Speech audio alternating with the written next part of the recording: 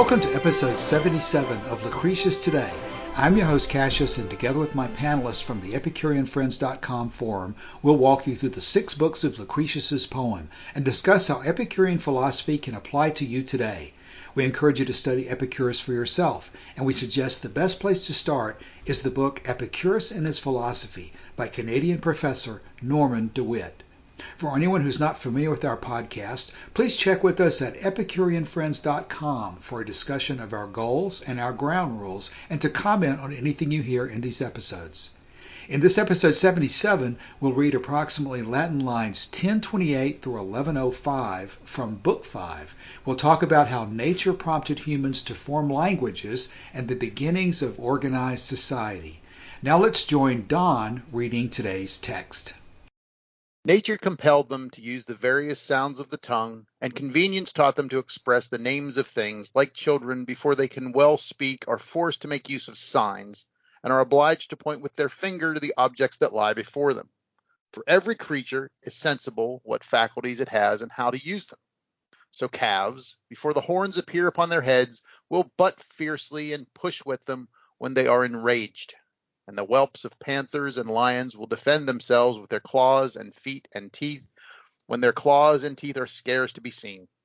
And all kinds of birds, we observe, trust to their wings and rely upon the fluttering support of their pinions. But to think that one man gave names to all things, and that men from thence learnt the first elements of speech, is absurd and ridiculous.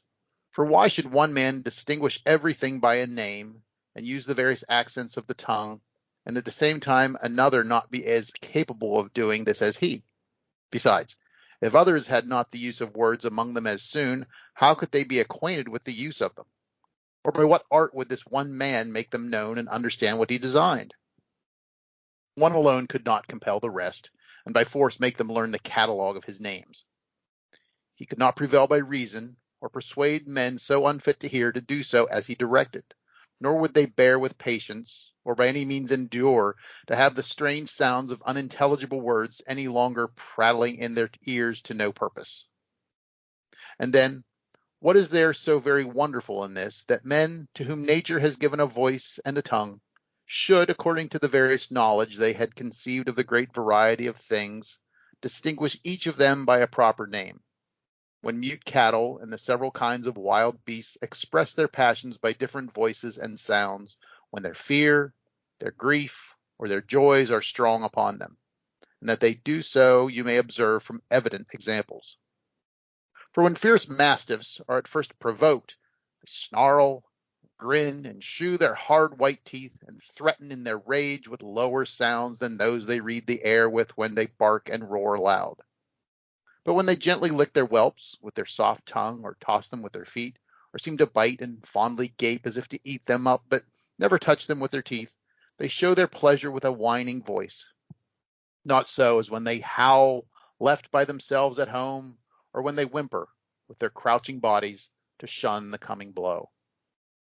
And does not the horse, with different neighings, fill the air when, hot in blood and in the prime of youth, he is sorely galled with the spurs of winged love, and rages in his lust among the mares, and, eager to engage, with open nostrils snuffs the scent?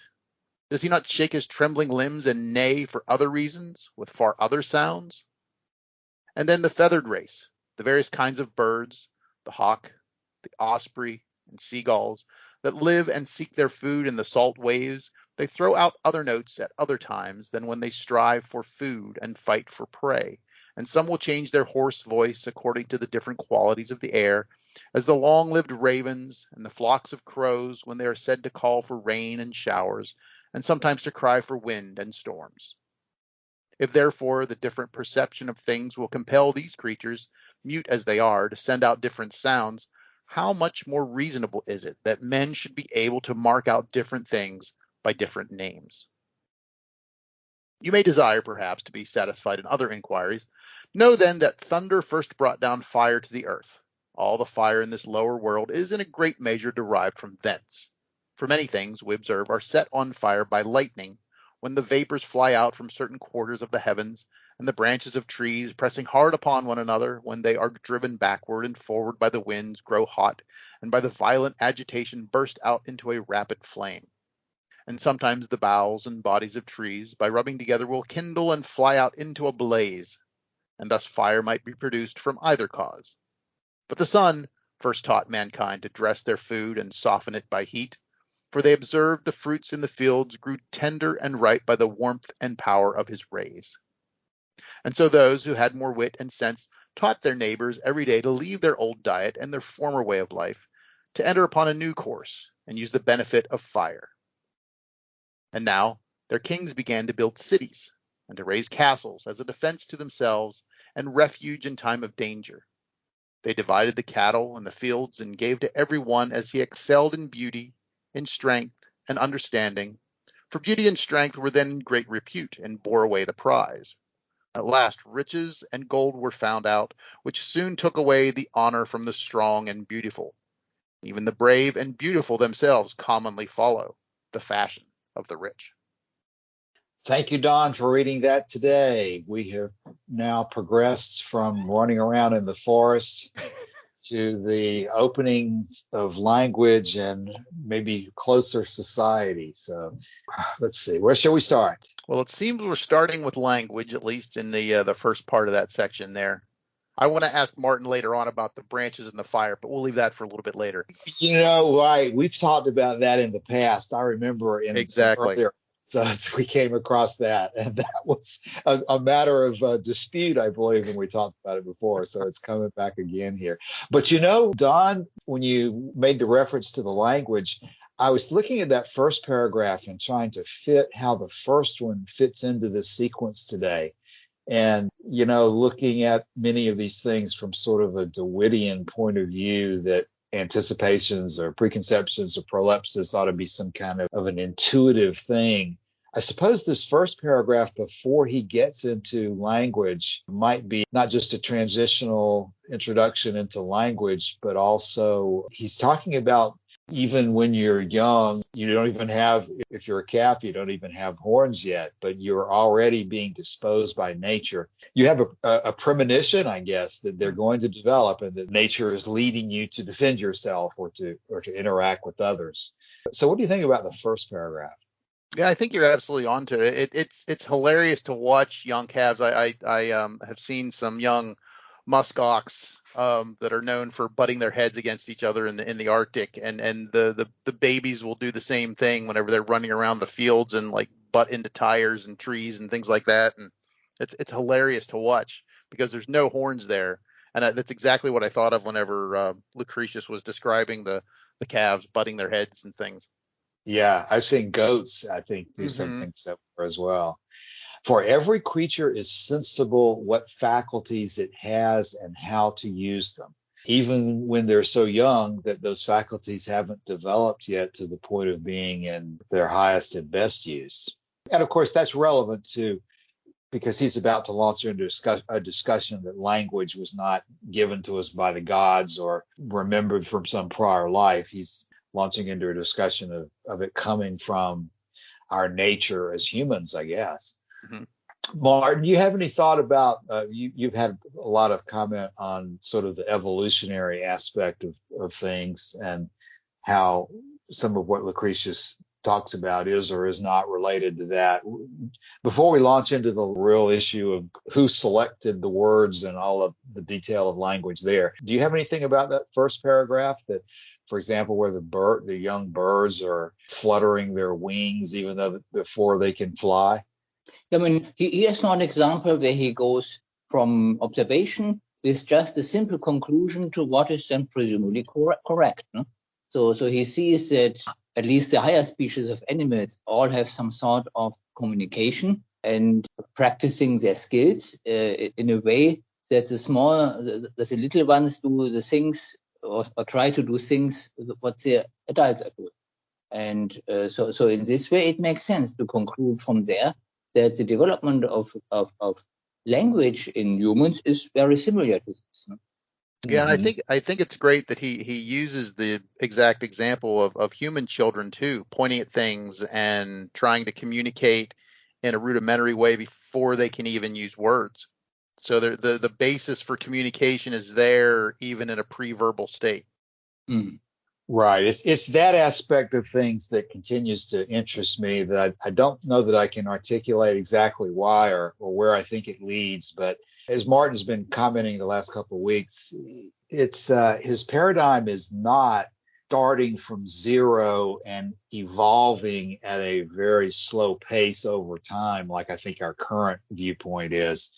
It's like nature's really performing the functions that you sometimes think of, or I sometimes think of as God, or as we would do ourselves if we're creating a machine or something like that. He has nature in this role that these faculties are there at birth. I mean, I guess that's the point Martin was raising, is that he's got fully formed human beings coming out of the ground in the early stages of the earth.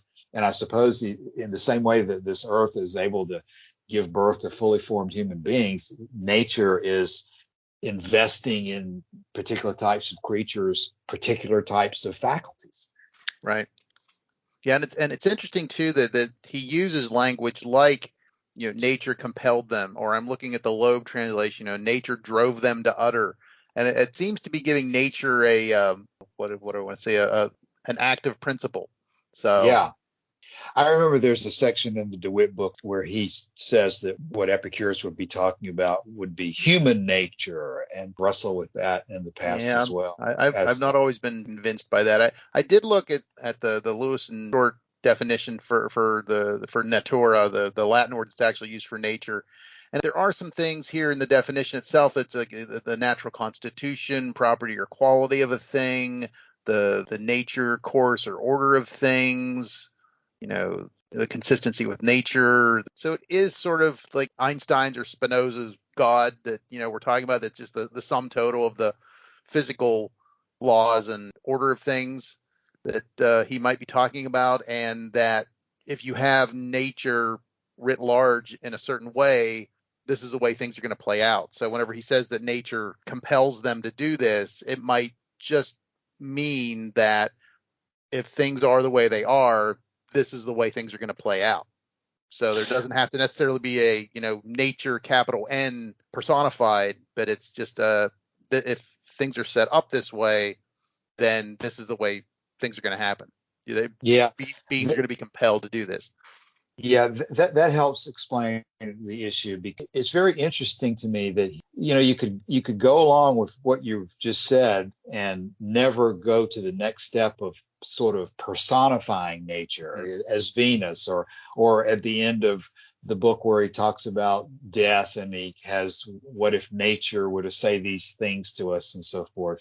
Right. The relationship of his personification of nature to the physics. One of the points he makes is call upon Carries if you like, or call upon gods if you like, as long as you don't allow yourself to go into the supernatural side of things. Maybe he thinks it's harmless. Maybe he thinks it's useful. Maybe he thinks it's accurate in some way. I guess that would be one way I would describe the problem going through my mind is he doing this because it's useful? Is he doing it because it's, I guess, helpful is the same thing? Or is he doing it because it is in some way accurately describing something? Well, you also have to look at it too. I mean, he is writing a poem. I mean, he's using poetic language, and he's using metaphor, and he's using illustrations, and he's using, like you said, the gods of the harvest and Dionysus and those sorts of things, personifying these things in a poetical sort of way. So I think that as a background, it's the whole honey on the wormwood cup again, to use his own analogy. Right. At least some of it, though, would exist in the more original text. I think the phrase, the one that always comes to mind is give thanks to nature that she, and I said, I garbled it last week and I'll garble it again this week if I try to quote it, but that she's made the necessary easy to get, something like that. Mm-hmm. So it's not just Lucretius, but I agree with you. The poetic form is going to bring that out. Well, anyway, that's part of the ongoing issues in interpreting Lucretius and Epicurus that we're not going to solve today. So what we have is passage 1041 is where we get right into the issue of where did language and words and so forth come from. And I will put in a plug here I tried to read the Sedley paper on nature, book 28. It's available on, I believe it's academia.edu. It's freely available on the internet if you search for it. But man, it's dense. There is a lot of stuff going on. I think there's like 79 pages on the paper that Sedley writes on Nature, Book 28. But I think it's so important to have that original writing by Epicurus, even if it is fragmentary in some places, and there's a little bit of reconstruction, but there's enough there that Sedley can really dig into the whole origin of language and the implications of it. And it's a fascinating read. But wow, my eyes were starting to cross after a while with all the convoluted arguments and everything. Well, what did you get in the most fundamental terms? Are we back again to contrasting this with Plato as the major thing we need to do, or what? Oddly enough, it seems that the Megarians, the philosophical school of Megara, are the ones that seem to come in for the most play in this particular one. And I find it interesting that there is a paper, if I remember, from Laertius, that Epicurus did actually write a treatise against the Megarian school. So this seems to be the ones that he's really going after in this particular one. But it seems to me, at least from what I could glean, that it is the whole idea of that there doesn't have to be a specific relation between the word itself and the thing that it describes, that Epicurus is going along the lines that language evolved from the feelings that you feel about particular things, and exactly what Lucretius is saying here about that you see animals use different tones of voice and different growls for different situations. It seems like Epicurus was saying the same thing with humans, that they have particular reactions to things, and the verbalizations and utterances that come from those are the things that finally get attached to things in the world. Well, Don, the Megarians are one of those Greek schools whose name does not give a whole lot of hint as to what they stood for. Did you pick that? Did you pick that detail up, or do you remember? Well, they seem to be one of the things that Sedley talks about in the article and that Epicurus wrote about in Book 28 was the whole idea of, and this was later on in the arguments, but knowing and not knowing something at the same time. And the analogy that they used was the hooded man riddle that I guess was used by the Sophists and the Megarians to illustrate this point about language, that if you use a word and you don't know, you can know what it means and not know what it means at the same time. And the whole idea is that a person is presented with another person with a hood over their face, and the person is asking you, do you know this person? And of course, the hooded person is disguised, so you don't know who they are. And the person, oh no, I don't know that. So they take the hood off, and here it's the person's father. So they knew them all along, but they didn't know them when they had a hood on. So now you obviously don't know something and know something at the same time, because you actually know the person, but you didn't know them because there was a hood. It just seemed like a ridiculous argument to me. But it was like a riddle that the sophist used to say, haha, well, you can know something and not know something at the same time, because it's the same person, but you both knew them and not knew them. So there's a whole section in Book 28 on fiddling with that riddle. Yeah, we talk about Plato a lot, and not to say anything good about him, but it certainly looks like there were others who were far worse than Plato ever thought about being in terms of playing word games. Exactly.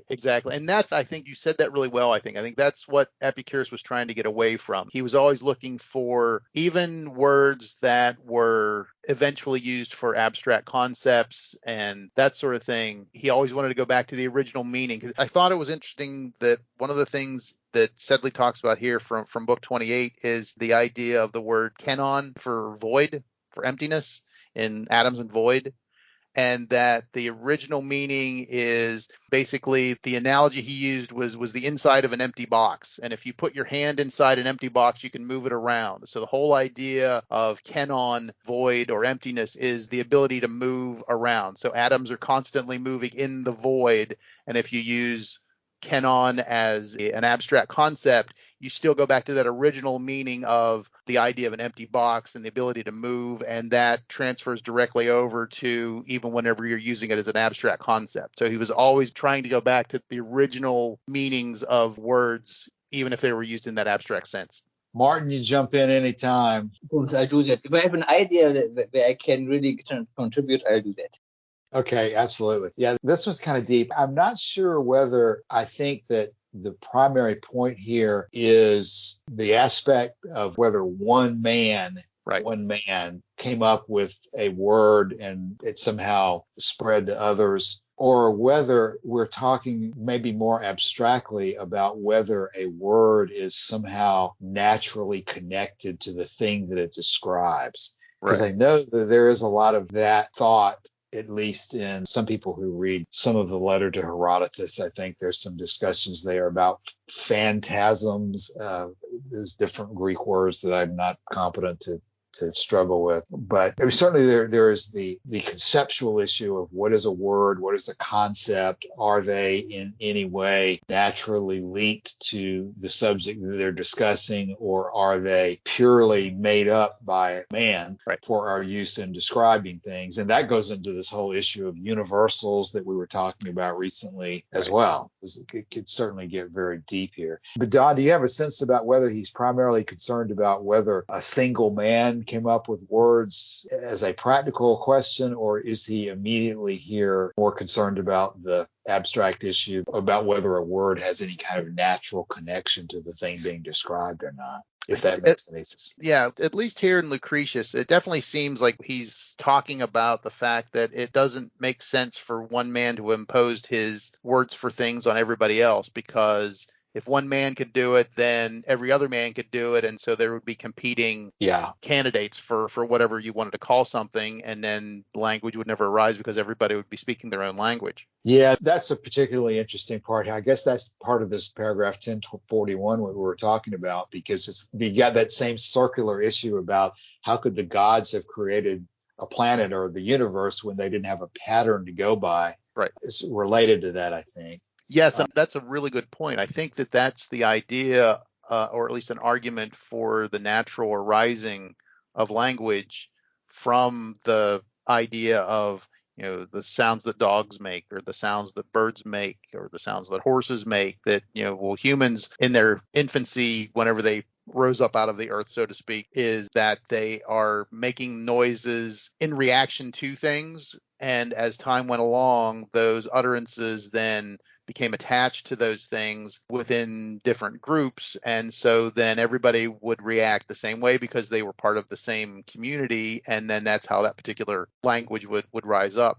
One of the things that I believe I remember from reading from the book 28 stuff too, is that that's one of the arguments for different languages too, that different people living in different areas would have different reactions to things. And that's why different languages arise, because not everybody has the same reaction to different phenomena, and that's how different words would come to be associated with technically the same thing. If you look at the same thing in one area and look at the same thing in a different area, you might have different reactions to it. And that was one of the arguments for different languages arising in different places. And I guess he's reinforcing that in the next several passages or paragraphs here by referring to the different types of animals, the cattle and the mastiff and the horses who communicate themselves, so that it should not be something that seems overly wonderful to us or magical that humans would be able to do this as well.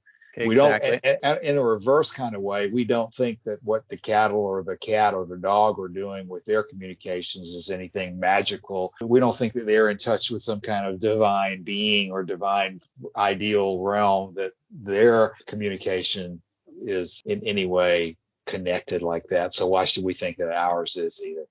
Exactly. I think that's well put. And it's another one of those things too, that Epicurus always seems to be going back to children and animals to look at how nature manifests itself in even, pain and pleasure. And so even in the origin of language, he's looking at nature and children and animals to say, well, here are the rudiments of what we're talking about, and this is where the natural progression of where things came from. Mm-hmm. If the different perception of things will compel these creatures, mute as they are, to send out different sounds, how much more reasonable is it that men should be able to mark out different things by different names?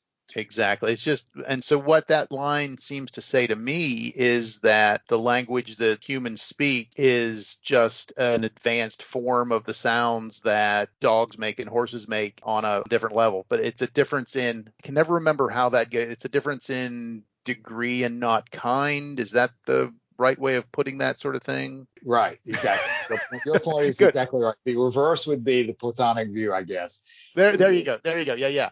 We There you go. don't think that our communication is different in kind than the communication of the dog running around barking at the burglar. Just more complex. Yeah, it's a fascinating subject. And whenever he was talking about the one person coming up with names for things and making other people use them, I could not help but think about constructed languages like Klingon and Elvish and all those sorts of things that are created by one person and that are used in various forms of entertainment and books and things like that. But they couldn't do that if the idea of language and communication didn't already exist. So even though you do have people coming up with, fully blown languages themselves, you still need the underlying concepts that are involved in language for them to even do that as well. So it's not like they came up with those names, even though those words may never have existed before. You still need the underpinnings of language and linguistics to be able to do something like that even. Don, I think that this 1087 we were just talking about serves as sort of a dividing line, and the last two paragraphs we're going to talk about today move on to a little bit different subject. So why don't we go on to the final two paragraphs that we have for today, 1091 and 1105, because the subject seems to change. What do you make of the subject that we're turning to, Don? I think it's interesting that he brings up the whole idea of fire and then the fact that it was so instrumental in changing the way people lived, because he's really talking here about changing their diets and they cook their food, and it's a whole paradigm shift from running naked in the woods and eating acorns. Well, is he intentionally just contrasting this with the Prometheus myth of a god bringing down fire to us? Or I think that's definitely part of it. It's not said explicitly, but I think that's definitely, we got fire and we did not get it from the gods. We either got it from it coming down from lightning or from the branches of trees rubbing together. Let's talk about the branches of trees. What do you guys remember about the prior discussion? Martin, I do remember your being involved in that because I think you were maintaining that it is possible that this happened. Do you remember that? Yes, I remember it, but I cannot find the source from where I go. And when I just looked through again, I find a lot of contradictory statements in here. So branch on branch, I found one answer, no, that's not happening. But elsewhere, I found in bamboo forests that may happen. So that in that case, it's not so much branch on branch, it's stem against stem. Because, I know this from having seen bamboo forests, actually. So this, depending on what species it is, these bamboos really bend easily in the wind, and that may lead to considerable friction against each other. So that means Indians' account of this friction of tree against tree causing a fire may make sense. Then in another answer, it was said it's not a rubbing branch against branch, it's a rubbing of dry leaf against dry leaf. But this does not really convince me, because you need force to create sufficient friction to the heat, and leaves are too soft. They will just decay before they get hot enough, is my expectation, that it would cause fire. And then something which we didn't find last time, another way what may happen is that rocks falling down a slope and hitting then another type of rock may create sparks. And if the forest is very dry, especially dry leaves, so once you have a spark hitting them, the fire will start. So in a dry forest, once the fire starts, the spread is easily explained. Then, of course, the trivial examples are often actually observed, apparently, or at least appreciable, is the lightning. Then, of course, the heat from volcanic eruptions cause fires, and probably the impact of meteorites into a dry forest may start fires too. Oddly enough, I was doing a quick internet search here, and there's a book from 1910 called The Legends of Maui, a Demigod of Polynesia. And there's a line in it that says, the natives of De Peesters Island say that their ancestors learned how to make fire by seeing smoke rise from crossed branches rubbing together while trees were shaken by fierce winds. So that's from Polynesia. Mm-hmm. That is unexpected. Yeah, the branches at the top of trees going back and forth in the wind strikes me as a pretty reasonable way that could happen. But I don't think we found that the last time we talked, the Polynesian example. That's good. That's legendary, or that go is, ahead. yeah, that's what they believe their ancestors learned to make fire by seeing smoke rise from crossed branches rubbing together while trees were shaken by fierce winds. So it doesn't say what kind of trees they were, or what, that kind of thing, but just the fact that that is from Polynesia, and the ancient Greeks in Polynesia did not have any contact from what I can remember. But it does still just I have to agree with Martin that it does seem a bit improbable as a general rule. Well, in this paragraph that we're in now, we extend the rubbing together of the branches to the issue of men learning to cook their food by observing the sun basically ripen things. Now, that strikes me as a little bit odd as well, that we would learn to cook based on the sun. I could see that, because if you leave something out, it's going to dry. I could see them. If you were making jerky or something like that, you would sort of get the idea from seeing either fruits or even animal carcasses get dried up by the sun, and it's like, well, that might be interesting, and just to sort of experiment with that. But I could see that as at least a possibility. I'm not much of a cook at all, but is that something that people traditionally do, is dry things out in the sun? Oh yeah, yeah. You see like Alaskan communities and things like hanging up salmon and that sort of thing, and Native Americans, that was a big thing, to dry their food in the sun to preserve it. Also in Africa, they're drying fish, and this dried fish, if you put it in a soup, it just falls apart. No? So it's no more the body of the fish; it's then the very small pieces into which it decays makes then for an apparently thick soup. No? Yeah. So I could definitely see that as being, and I think your point about the whole idea of contrasting it against Prometheus bestowing fire upon humans is a good point too. That goes back to this is a natural occurrence, and here's how it could have happened, and these are some various theories on how people started cooking with fire and how we got to use fire to make things. So I think that is a good observation on your part as well. Okay, well, the final passage we have today is 1105, begins to move us to another transition. We decided to stop here for today, but next week, in the middle of all this science, we go into one of the most ethical sections that's in the whole poem. But the transition phase is this passage 1105 that we have here today, where he talks about kings beginning to build castles, and then he ends on a sort of a sarcastic or poetic or some kind of interesting comment about how even the brave and the beautiful themselves commonly follow the fashion of the rich, because he's talking about the brave and the beautiful being the commodities that kings valued the most at the start. But even the brave and the beautiful follow the fashion of the rich. Isn't that true? Yes, I think it is. Exactly. It's kind of like gold takes over everything. Gold takes precedence over beauty and bravery and there's other things, which I can't believe he's really happy to observe, but nevertheless, he's probably right. It does in many cases. Yeah. I remember a line from Thoreau's Walden that he was talking about, that he just wore plain clothes that he made himself and things like that when he was living in the woods, and he was deriding the whole idea of fashion. He says, somebody in Paris puts on a hat and everybody in the United States puts on the same hat, that sort of thing. This very last sentence may be something that goes equally, or if not better, with what we're going to talk about next week, because this last sentence is clearly something that's negative, and the remedy for it is what we're going to discuss next week. Exactly. This is like a teaser.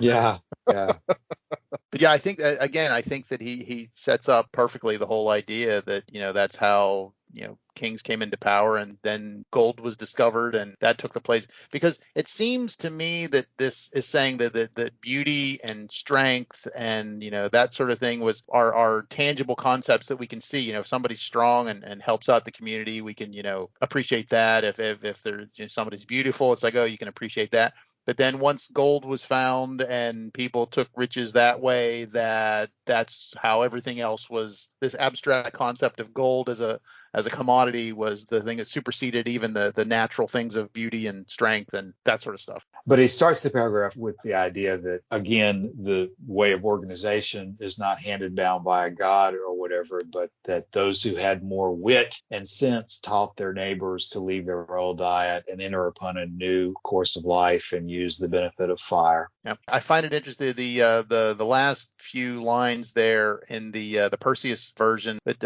is thereafter wealth discovered was, and gold was brought to light, which soon of honor stripped both strong and fair. For men, however beautiful in form or valorous, will follow in the main the rich man's party. That is very interesting to me. Like you said, it's true in many cases anyway.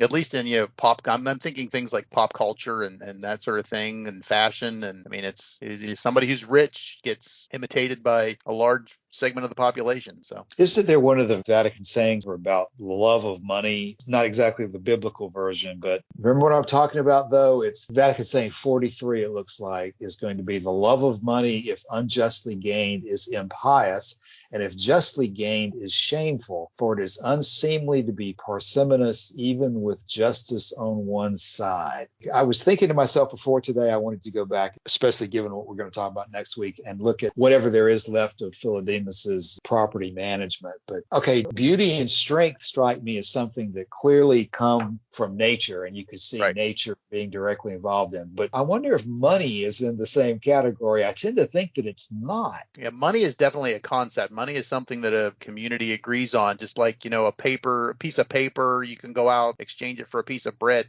That's because everybody agrees that, okay, this piece of paper is worth X number of loaves of bread if you want. But money is definitely an abstract concept. And I noticed that the Epicurus Wiki translates Vatican saying 43 as to love money unjustly is impious, while to do so justly is shameful, because it is improper to be stingy even justly. That's a good example of one of those sayings that's really kind of hard to decipher. You want to decipher that, Don?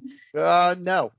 It's clearly saying something negative about the love of money and of money, but the way that justice is thrown in there would probably take far too long for today to try to dissect it. But there's something about, and of course the whole Epicurean concept of justice is so difficult as well. I suppose if you would have just insert by agreement there or contractually, you could potentially make some sense out of it in saying that it doesn't matter whether you gained it by agreement or by stealing it, it's still unseemly. I think it always goes back to, it seems like that, if I remember correctly in Philodemus, I mean, it's that you shouldn't be, and even some of the other sayings, that you shouldn't be stingy, because that will show people that you're stingy, and so nobody will want to be your friend. And so you can either be stingy or be profligate in your doling out money, because then people will just want you for your money, and the other direction, they won't want to be your friend or help you out because you're stingy. And so there has to be some sort of, I hesitate to say middle path or something, but that seems to be, there's something in there like that. Don, this is an example of where I certainly wish I had dedicated my life 50 years ago to understanding Greek, because you'd have to be able to understand the Greek. But part of what jumps out at me as a problem with what it's saying here is parsimonious means, like you said, stingy a moment ago. Stinginess is not necessarily, to me, something that comes up that's consistent with the rest of the meaning of this paragraph, because it seems to me that the focus is on money and how you gain. Now, what does stinginess have to do with that? Exactly. It seems to me maybe that's a poorly translated word, and that the whole focus all the way through is on your love of money, because parsimonious is not a word that jumps off my tongue every day, but it does mean stingy as opposed to just loving money, I think. Although there might be some similar words that just imply love of money that might be more accurate there. I guess is what I'm suggesting, is maybe more consistent with the meaning. Because you can certainly make sense of it if you say that loving the money that you gain justly is impious, and loving the money that you gain unjustly is shameful, and just leave it at that, and not try to work stinginess into the concept there. Exactly. I think you're absolutely right. I think that especially in some of these things I think we're going to talk about next week, again, teaser, really has to do with the English translation, and you really have to go back and look at the Greek originals and see what it actually says, because a lot of that I think does come across, and I think a lot of it is moralistic and just the way that it was translated at the time was translated and things like that. So that's a biggie. I fully agree with you there. But for now and for today, this last sentence in what we're talking about now, it's an interesting juxtaposition to me to consider how it fits in with beauty and strength, because like I say, those seem to be natural endowments that you can fairly easily trace back to nature immediately. But to me, I don't know that gold or riches are necessarily something that are as closely connected with a natural preconception or a natural anticipation or something of. Yes. You recognize what's strong and you recognize what's beautiful at a pretty early age. Right. I would think that would be something that nature, young of all kinds, or at least humans, I think, certainly you could say that. But as far as money and that goes, that would be one of the ways that I think I'm going to work on distinguishing the subject next week, is that joy and delight can occur and braveness and beauty and all sorts of things in the world. But the further you get away from the natural dispositions to things like money, the more difficulty you're going to have. I fully agree. I think you're definitely onto something. I agree. Martin, we're beginning to run long for today. Do you have something new to add right now, or any closing thoughts? If you're ready to move to that. No comment. I've said everything already. All right. Well, Don, any closing thoughts for today? No, I think like I said, I would just encourage people to look up that Sedley paper on Nature, book 28. It's a fascinating read if you're interested in the whole idea of the origin of language. And of course, what we were referring to as well today was Sedley's Lucretius and the Transformation of Greek Wisdom, which probably looks like one of the best Lucretius books that I've never read, and maybe some others haven't been exposed to it either, but it certainly has a lot of good raw material in it. I agree. Okay. Well, hopefully we'll have Charles back with us next week, and we'll move on in book 5 as we begin to close in on the ending of book 5. So if nobody has anything else, we will close for today. Sounds good. Thanks, All right. bye. Talk to you soon.